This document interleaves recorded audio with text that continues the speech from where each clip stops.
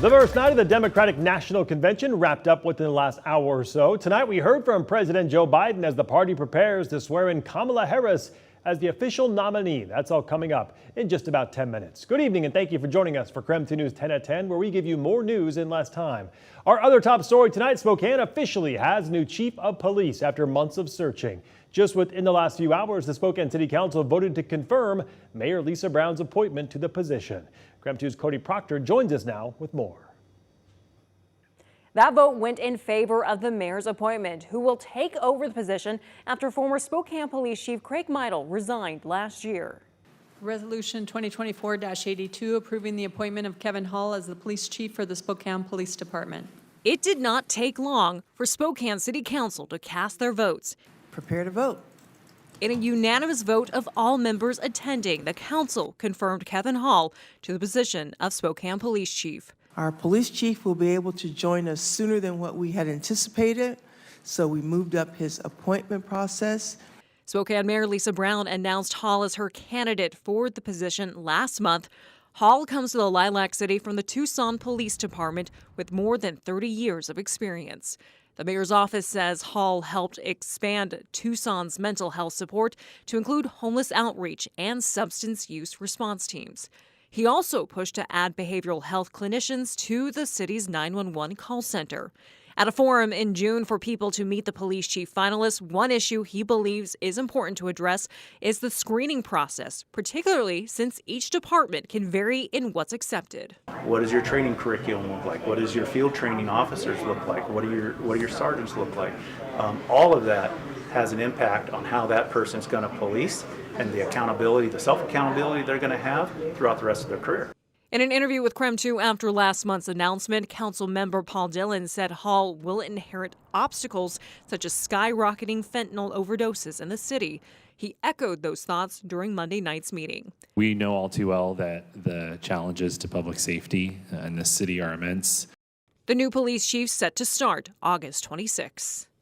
Jonathan Bingle was not at Monday night's meeting. The council also passed the final reading of the Climate Resilience and Sustainability Board.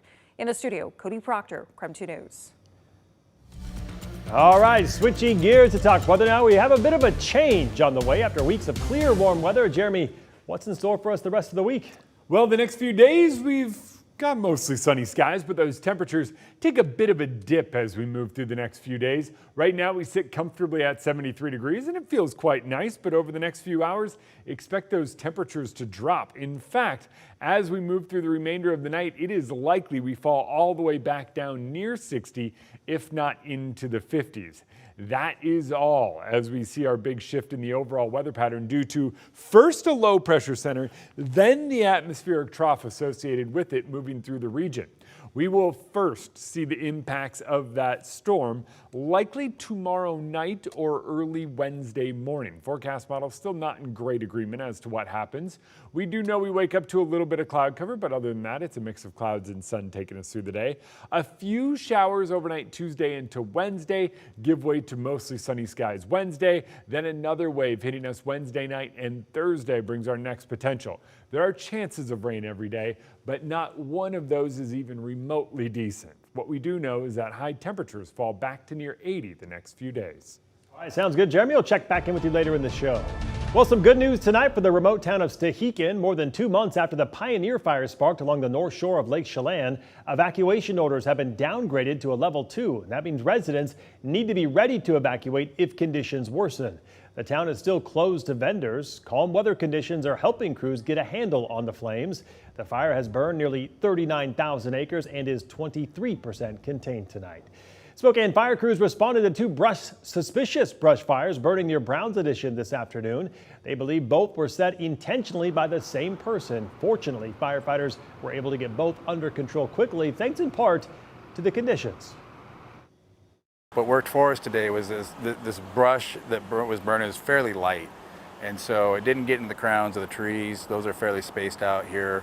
You know, had we had, a tight crown space in the trees, probably would have got up in those crowns. We would have had a real problem. Crews are still working to mop up the area. Spokane Fire has not said if they have a suspect. 1 year ago today, firefighters in Spokane County were battling two of the most destructive fires in county history. The Gray and Oregon Road fires tore through the communities of Medical Lake and Elk. Each fire claimed a life and hundreds of homes. The Gray fire led to a lawsuit against Inland Power and Light. It's expected to go to trial next month. Attorneys say a DNR investigation confirmed what they already believed. A malfunctioning light owned by Inland Power sparked the August 18th fire. New court documents show IPL denies the allegations. The company says the fire was an unavoidable accident or act of God, meaning it's not responsible for the damages. The trial is set for September 8th.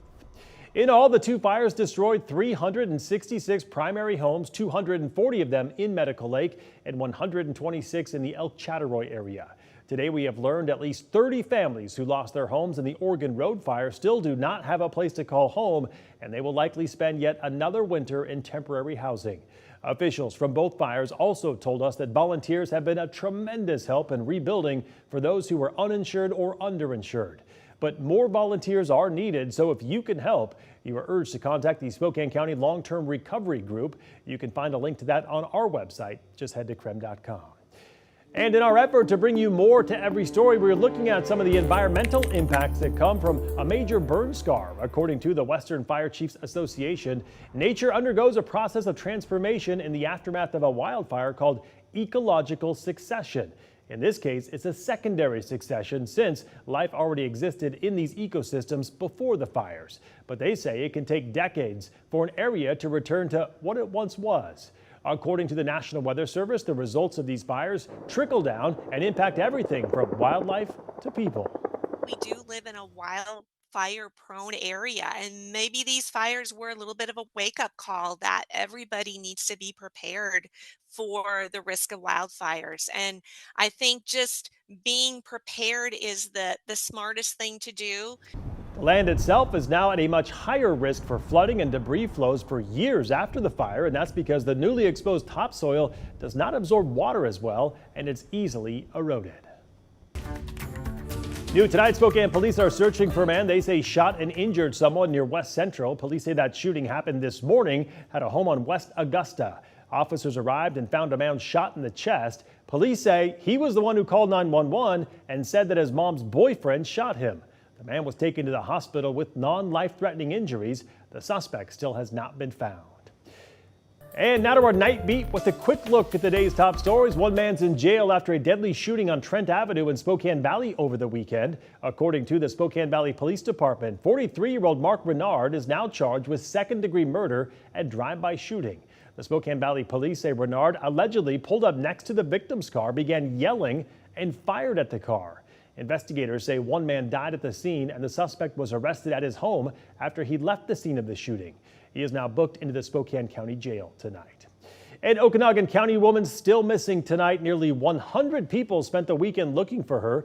77-year-old Lucy Burns was last seen on August 10th. She left her home in Wakanda to walk her two dogs but never returned. One of her dogs wandered back to Burns' home. The other is still missing. Anyone with information about where she is asked to call 911. Authorities arrested a man suspected of killing a woman in a home in North Spokane. According to Spokane police, 41-year-old Travis Johnson currently sits in the Kootenai County Jail on other charges.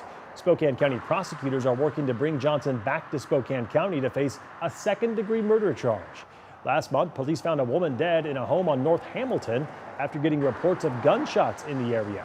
At this time, we still don't know that woman's identity.